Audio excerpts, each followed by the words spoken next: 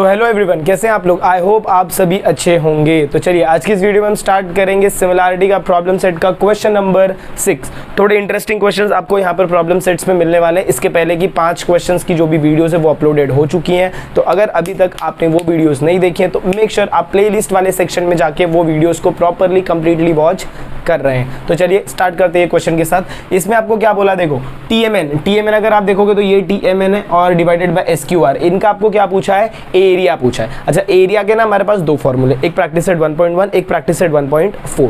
जब मैं practice set 1.1 की बात करता हूं तो उसमें जो एरिया का फॉर्मूला होता है वो होता है बेस इनटू हाइट। इधर आपको बेस तो दिखेगा, हाइट का वैल्यू दिया है, बेस का वैल्यू नहीं दिया, तो मैं बेस और हाइट को अप्लाई नहीं कर सकता। उसके बाद दूसरी बात करें तो हम लोग क्या बोला है, एरिया दूसरा आप 1.4 के हिसाब से कैसे निकालते हो, जिसमें आपको साइड्स का क्या मिलता है, स्क्वायर मिलता है। तो यहाँ पर हमें क्या करना है, वो साइड के स्क्वायर को इक्वेट करना है। तो हम लोग यहाँ पर 2 ट्रायंगल को कंसिडर करेंगे। देखो फर्स्ट ट्रायंगल जो आपको दिया है वो दिया है triangle MNT is similar to triangle QRS। ये आपको पहले सिमिलर दे दिया है। इसके बाद आपको सेकंड स्टेप में क्या प्रूफ करना है, सेकंड स्टेप में आपको या तो ये छोटा वाला ट्रायंगल इस साइड का या तो ये वाला ट्रायंगल। अगर ये वाला ट्रायंगल ले रहे हो तो इसका करस्पॉन्डिंग लेना इधर, और मतलब ये स्टार मार्क, और अगर आप ये सर्कल ले रहे हो तो आपको ये ट्रायंगल कंसिडर करना पड़ेगा। दोनों में से कोई एक जोड़ी आपके ऊपर डिपेंड करता है। हम लोग जाएंगे फर्स्ट वाली जोड़ी के साथ, मतलब कौन सा वाला ट्रायंगल, ये वाला और ये वाला ट्रायंगल। तो इसमें आपको इनको क्या करना पड़ेगा, TAM को सिमिलर प्रूव करना पड़ेगा ट्रायंगल SBQ। ये फर्स्ट वाला आपको सिमिलर दिया है, सेकंड वाला सिमिलर नहीं दिया, तो बाय एंगल टेस्ट से भाई वो सिमिलर हो जाएगा। उसके बाद हम क्या करेंगे, दोनों के रेशियोज को इक्वेट कर देंगे और हमारा आंसर आ जाएगा। तो चलिए जब आप सॉल्यूशन स्टार्ट करेंगे तो सबसे फर्स्ट स्टेटमेंट आपको क्या दिया है, triangle MNT is similar to triangle QRS। अगर ये ट्रायंगल सिमिलर है, जब भी ट्रायंगल सिमिलर हो तो उनके साइड्स क्या होते हैं, प्रोपोर्शनल, और एंगल्स क्या होते हैं, इक्वल। तो मुझे अभी यहाँ पर फिलहाल एंगल की जरूरत है, तो measure angle M is congruent to measure angle Q। ये जो एंगल है ये किसके इक्वल है, Q के इक्वल है। इसका रीजन क्या आएगा, CAST, corresponding angles of similar triangle. इसके बाद मैंने कौन सा ट्रायंगल बोला कंसिडर करने को, इन ट्रायंगल, ये पहला काम हमारा हो गया। Second triangle, in triangle TAM and triangle SBQ, in triangle TAM and triangle SBQ। अगर आप ध्यान से देखेंगे तो ये एंगल 90 डिग्री है, इसमें भी 90 डिग्री, और ये नीचे वाला एंगल इक्वल है। Both the triangle is similar by AA test of similarity. अभी लिखना है, लिखने के लिए लिखेंगे measure angle TAM is congruent to measure angle SBQ equal है। तो रीजन क्या आएगा, ईच एंगल 90 डिग्री, 90 डिग्री का एंगल है भाई ये। फिर उसके बाद next measure angle TMA is congruent to measure angle SQB। इसका रीजन क्या आएगा, फ्रॉम 1 किधर दिख रहा है, इधर दिख रहा है। ऐसे आपको बाद में लिखना है 1, अगर कहीं आप यूज करो स्टेटमेंट को तो आप उसको 1 करके वहां पर आप 1 स्टेटमेंट लिख दीजिए। Therefore triangle TAM is similar to triangle TAM किसको सिमिलर हो जाएगा, SBQ के। रीजन क्या आएगा, by AA test of similarity, by angle test of similarity. अच्छा, अगर ये सिमिलर हो गया तो आप क्या ले सकते हो, यहाँ पर रेशियोज ले सकते हो। चलो ये ट्रायंगल को अगर मैं बनाता हूँ, यहाँ पर कौन सा ट्रायंगल है भाई, ट्रायंगल TAM, और दूसरा ट्रायंगल मेरे पास क्या था, SBQ। तो इनका रेशियो क्या आएगा, बोलो, TA upon SB। Next MA upon QB is equal to TM upon SQ। Reason क्या आएगा, साइड्स ऑफ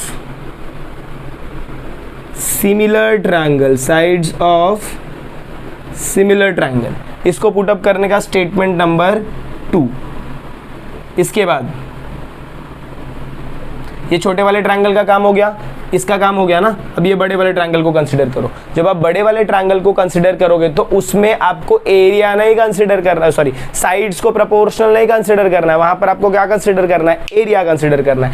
इसका हमको एरिया नहीं चाहिए था तो मैंने इसका साइड प्रोपोर्शनल निकाल लिया भाई लोग। इसका मुझे क्या चाहिए, एरिया। देखो इधर दिया है एरिया ऑफ TMN, तो area of TMN and area of triangle QRS। तो यहाँ पर मैं क्या लिखूंगा, देखो एरिया ऑफ ट्रायंगल TMN, ये थोड़ा नाम में मिसमैच हो रहा है, यहाँ पर MNT लिखा है और उधर वो लोग ने MNT मैंने यहाँ पर लिखा है और वो लोग ने बोला है TMN, तो आप TMN लिखेंगे तो भी चलेगा। Area of triangle TMN divided by area of triangle SQR।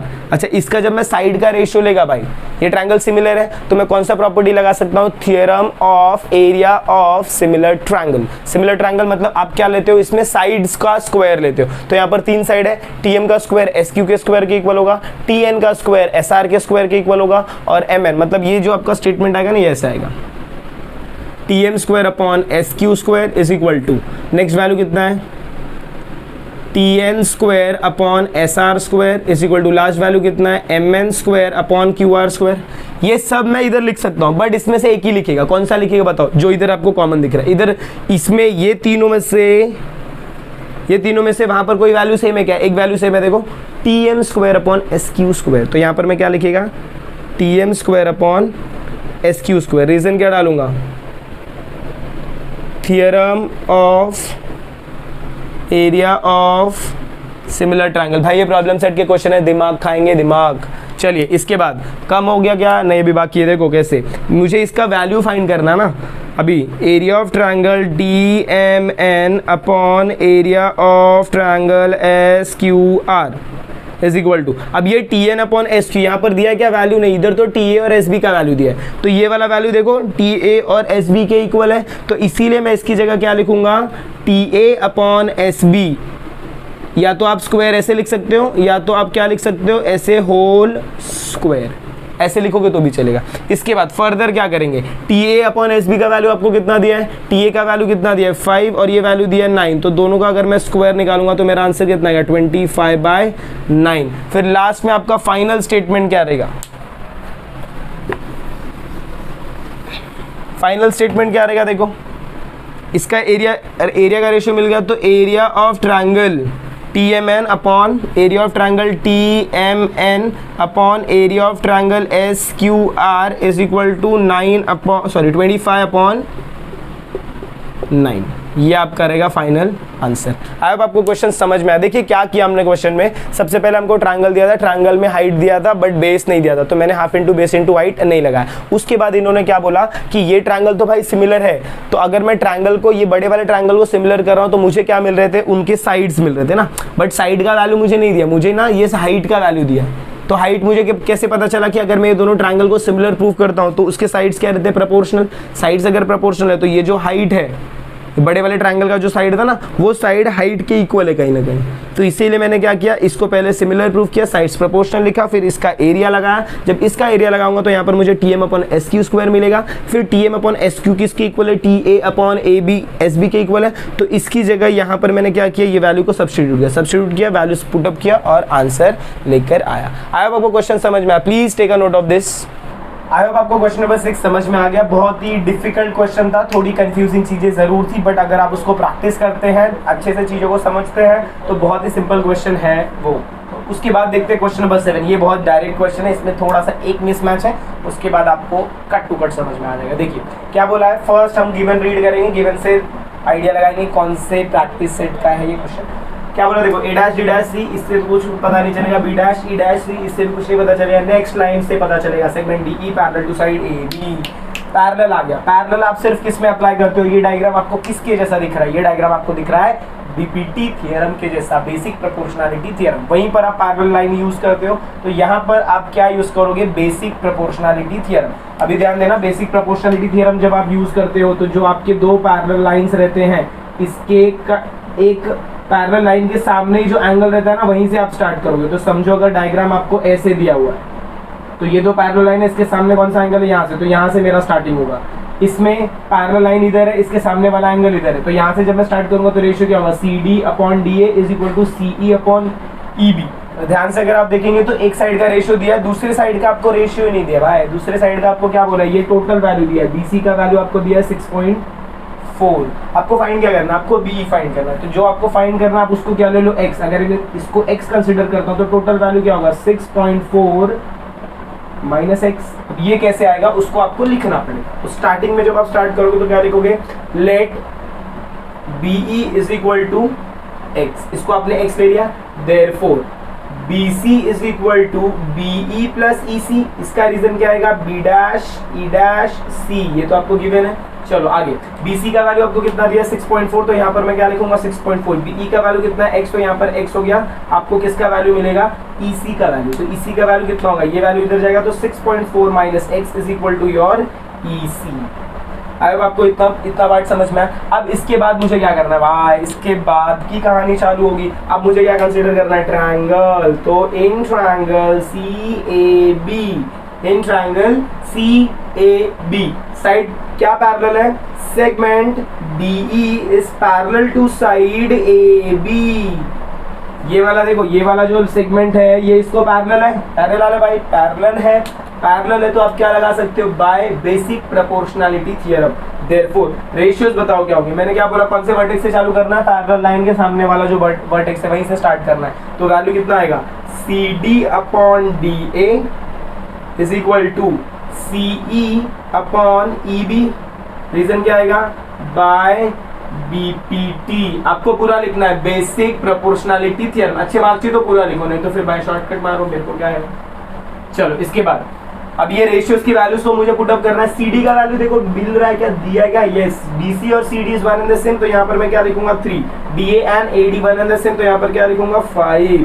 CE का वैल्यू देखो आपने फाइंड किया EC, तो ये कितना है 6.4 माइनस एक्स अपॉन EB का वैल्यू कितना है, आपने क्या लिया x लिया, तो यहाँ पर x। तो यहाँ पर आप क्या लिखोगे, फ्रॉम गिवन, इसको पुट अप करें 1 एंड सपोजिशन। सपोजिशन मतलब क्या, गिवन से तो ये दो वैल्यू मिली, 1 से ये वैल्यू मिली, और ये x आपने सपोज किया ना, तो यहाँ पर आप लिख दो सपोजिशन। सपोजिशन मतलब क्या भाई, मैं इसको सपोज कर रहा हूँ कि ये मैंने वैल्यू को x ले लिया। इसके बाद क्रॉस मल्टीप्लाई होगा, क्रॉस मल्टीप्लाई होगा तो इधर सॉल्व कर दे। 3 into x is equal to 5 into 6.4 minus x, इसको मल्टीप्लाई करूंगा तो 3x हो जाएगा। इधर मुझे क्या करना है, ब्रैकेट ओपन। जब आप ब्रैकेट ओपन करते हो तो फर्स्ट नंबर के साथ मल्टीप्लाई, तो 5 इंटू 6.4 होगा, फिर माइनस का साइन आएगा, फिर 5 को मैं मल्टीप्लाई करूंगा x के साथ, तो ये हो जाएगा मेरा 3x इज इक्वल टू, इसको मल्टीप्लाई करो 64 इंटू 5, 5 4 20 0 2 5 6 30 32.0, तो इसका वैल्यू कितना आएगा 32.0 माइनस 5x, ये माइनस 5x है, इस साइड आएगा तो प्लस 5x होगा, तो हो जाएगा 3x plus 5x is equal to 32.0 हटा दो 32 लिखो, तो हो जाएगा 8x is equal to 32, therefore x is equal to 32 upon 8, therefore x is equal to 4।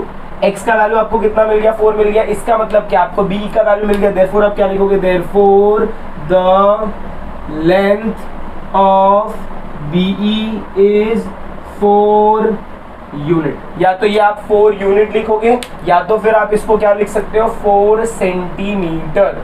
I hope आपको क्वेश्चन समझ में आया, please take a note of this, बहुत ही सिंपल क्वेश्चन था ये। तो चलिए मूव ऑन करते हैं next question, that is your question number 8। थोड़ा सा इंटरेस्टिंग क्वेश्चन है, डायग्राम देखते आपको समझ में आ गया। अगर आप मेरे वीडियोस को फॉलो कर रहे हैं तो डायग्राम देखते आपको समझ में आ जाएगा कि ये कौन से प्रैक्टिस सेट का क्वेश्चन है और कौन सा प्रॉपर्टीज में अप्लाई होगा। तो इसमें जो आपका अप्लाई होगा वो होगा property of 3 parallel lines and their transversal. तो इसके बाद जब आप सम को स्टार्ट करेंगे, देखो भाई, तो उसके लिए हमको क्या चाहिए, प्रॉपर्टीज ऐसे पैरेलल चाहिए ना, लाइंस पैरेलल चाहिए। तो यहाँ पर तो पैरेलल बोला नहीं है, बट यहाँ पर क्या बोला है, परपेंडिकुलर। ध्यान से सुनना, जब आपको एक नया कंसेप्ट बता रहा हूं कि जब भी कोई भी लाइन, ये देखो ये सारे लाइन जो ना ब्लू वाले, ये किसको परपेंडिकुलर है, एक ही लाइन को परपेंडिकुलर है। तो अगर ऐसा होता है कि इफ मोर देन 2 और more than 3 lines are perpendicular to the same line, एक ही लाइन को 2 या 2 से ज्यादा लाइंस परपेंडिकुलर हैं, तो ये सारे लाइंस क्या होंगे, पैरेलल टू ईच अदर। तो स्टार्टिंग स्टेप में क्या लिखूंगा, देखो सबसे पहले तो मैं क्या लिखेगा, segment PA perpendicular to segment किसको पैरेलल है, सॉरी परपेंडिकुलर है AD को। फिर नेक्स्ट क्या लिखूंगा, segment QB perpendicular to segment AD, ये सब गिवन दिया है। फिर नेक्स्ट सेगमेंट QB के बाद आपका क्या आएगा, RC perpendicular to segment AD, and next segment SD perpendicular to segment AD। ध्यान से देखोगे तो ये कॉमन वैल्यूज है। रीजन क्या आएगा इसका, गिवन। इसके बाद आप क्या लिखेंगे, देयरफॉर सेगमेंट, कौन सा segment, PA parallel to segment QB parallel to segment RC parallel to segment SD। इसका रीजन क्या आएगा, if two or more lines are perpendicular to the same line, if, reason देखिए, reason, if two or more lines are perpendicular to the same line, then they are parallel to each other. They are parallel to each other मतलब क्या, अगर ये जो lines है ये एक ही लाइन को क्या है, परपेंडिकुलर है, तो ये सारे के सारे लाइन आपस में क्या रहेंगे भाई, पैरेलल रहेंगे। अच्छा पैरेलल प्रूफ कर दिया, अब क्या लगाएंगे, property of 3 parallel lines and their transversal. बोलोगे सर इधर तो 4 पैरेलल लाइन, आप 3 पैरेलल लाइन, भाई 3 बोले, 3 होना चाहिए, 3 से ज़्यादा होएगा तो भी चलेगा, कोई प्रॉब्लम नहीं, 3 से कम नहीं चलेगा, 3 से ज़्यादा चलेगा। तो यहाँ पर देखो property of 3 parallel line and transversal लगाते हो तो इसका रेशो, इसका रेशो, इसका रेशो तीनों एक साथ इक्वल आते हैं और इसके रेशो के इक्वल रहते हैं वो वैल्यू। तो मैं क्या लिखूंगा, देखो PQ इज टू मतलब अगर मैं अपॉन लिख रहा हूँ तो भी चलेगा, बट यहाँ पर मैं क्या लिख रहा हूँ, इज टू, तो PQ अपॉन QR इज टू SR या फिर RS which is equal to, PQ का वैल्यू किसके इक्वल है, देखो AB के इक्वल है, फिर इज टू, QR किसके इक्वल है, BC के इक्वल है, फिर इज टू, RS किसके इक्वल है, CD के इक्वल है। ये वैल्यूज आपको दिया हुआ है। क्यों ये वैल्यू कहाँ से आया, इसका रीजन है, क्या लिखोगे, property of 3 parallel lines and their transversal. Reasons बहुत खतरनाक है। Property of 3 parallel lines and transversal की वजह से आपका ये वैल्यूज इक्वल आ गया। अब भाई ध्यान से सुनने का, PQ QR और SR ये वैल्यू तो मुझे चाहिए, बट ये वैल्यू तीनों मुझे दिया हुआ है, तो मैं क्या करेगा, PQ को ऐसे रखेगा, इस टू QR को ऐसे रखेगा, इस टू SR को ऐसे रखेगा। AB का वैल्यू देखो कितना दिया मुझे, 60, तो यहाँ पर क्या रखूंगा, 60 इस टू 70 इस टू 80। सबको अगर डिवाइड बाय आप 10 करते हो तो PQ is equal to QR, sorry is to, हाँ इस टू SR, ये आपको वैल्यू कितना मिलता है, इक्वल टू 6 इस टू 7 इस टू 8 मिलता है, बराबर। अब इसके बाद की कहानी देखिए, यहाँ पर लिखता हूँ, बोर्ड थोड़ा कम पड़ता है तो इसके लिए देखिए। इसके बाद यहाँ पर अगर मैं देखूँ तो जब भी इस टू के सम्स रहते हैं तो हमेशा आप क्या करते हो, let the common multiple be x। तो यहाँ पर भी आपको वही करना है, क्या लिखोगे, लेट द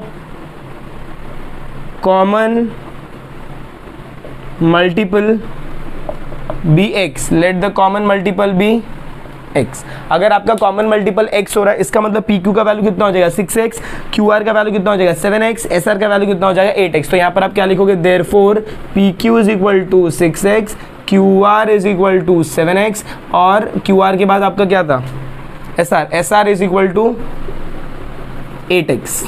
अब ध्यान से सुनने का भाई, देखो यहाँ तक हो गया हमारा वैल्यूज। अब मुझे अगर ये वैल्यूज को फाइंड करना है, PQ का वैल्यू, QR और SR का वैल्यू मुझे फाइंड करना है, तो मुझे क्या चाहिए, मुझे x का वैल्यू चाहिए।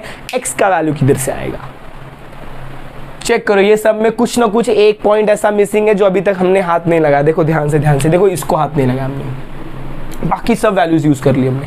PS बाकी है। PS मतलब क्या, ये PS मतलब ये टोटल। अगर मैं PS की बात करता हूँ तो PQ plus QR plus RS होता है बाई, बराबर की नहीं। तो यहाँ पर आप क्या लिखोगे, therefore length PS is equal to PQ plus QR plus RS। Reason क्या आएगा भाई, P dash Q dash R dash S, सबके सब कैसे पॉइंट्स है, कोलिनियर पॉइंट्स। चलिए इसके बाद अब वैल्यू सब्स्टिट्यूट कर दो। PS का वैल्यू आपको कितना दिया है, 280, तो यहाँ पर क्या लिख दोगे, 280। PQ का वैल्यू कितना दिया है, 6x, ये 7x प्लस ये हो जाएगा आपका 8x। अब ऐड करो, 8 7 15, 15 प्लस 6 कितना हो जाएगा 21 हो जाएगा। तो ये हो जाएगा आपका 21x और यहाँ पर आपका कितना है 280।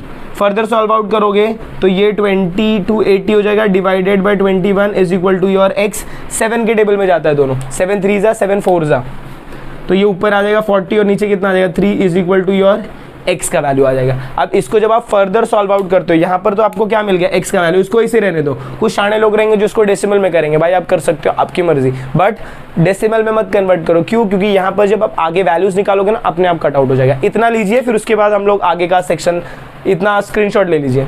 चलिए तो नेक्स्ट पार्ट देखते हैं, इसको मैं रफ कर रहा हूँ।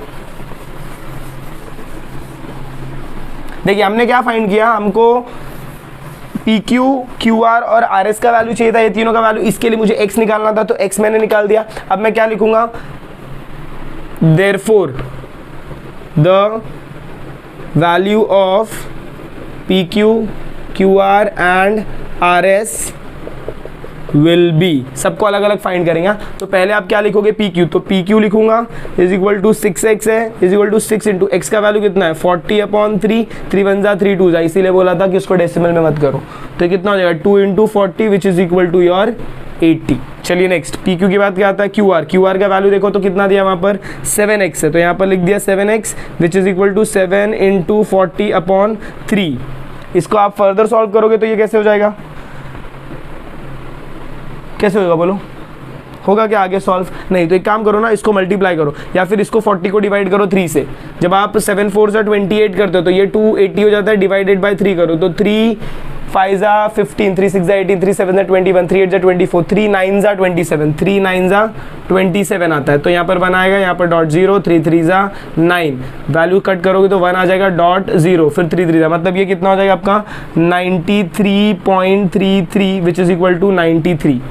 क्यों? क्योंकि ये जो डेसिमल के बाद वाला नंबर है वो छोटा है। इसके बाद नेक्स्ट वैल्यू आपका कितना रहता है SR, या फिर आप RS लिख सकते हो। दिस इज योर 8x है तो 8 इंटू 40/3 हो जाएगा। x का वैल्यू हम पुटअप करेंगे, फर्दर सॉल्व आउट करोगे तो 8 4 जा 32 होता है, और 3 के टेबल में 32 आता है क्या? नहीं आता है। देखो ये हो जाएगा ऊपर का वैल्यू 8 4 जा 32, तो 320/3 करूंगा। अगर 320 है और यहाँ पर 3 है तो 3 1 जा 3 होता है 0, फिर ये 2 कैरेट, फिर 3 0 जा 0, फिर ये 2, फिर ये डॉट 0 आएगा, फिर 3 6 जा 18 होता है, तो यहाँ पर 18 लिखूंगा तो डॉट 66 आएगा। तो मेरा वैल्यू कितना होगा 106.66 विच इज इक्वल टू, या फिर इक्विवेलेंट टू, इक्विवेलेंट आप लिख सकते हो 107। तो ये जो रहेगा ये आपका वैल्यूज किसका किसका आएगा, PQ का, QR का और SR का। वैल्यूज क्या रहेगा 80, 93 और 107। आई होप आपको क्वेश्चन समझ में आया, please take a note of this. तो आई होप आपको ये क्वेश्चंस समझ में आए। तो अगर आपको वीडियो पसंद आई और अगर आपको ऐसा लग रहा है कि येस यहाँ पर कुछ इंटरेस्टिंग पढ़ाया जा रहा है, तो मेक श्योर आप वीडियो को ज़्यादा से ज़्यादा अपने फ्रेंड्स के साथ शेयर कर रहे हैं। चैनल पर रहे हैं तो चैनल को सब्सक्राइब करना ना भूलें। मिलते हैं अगली वीडियो में इसी के कंटिन्यूएशन के साथ, तब तक के लिए have a good day and take care.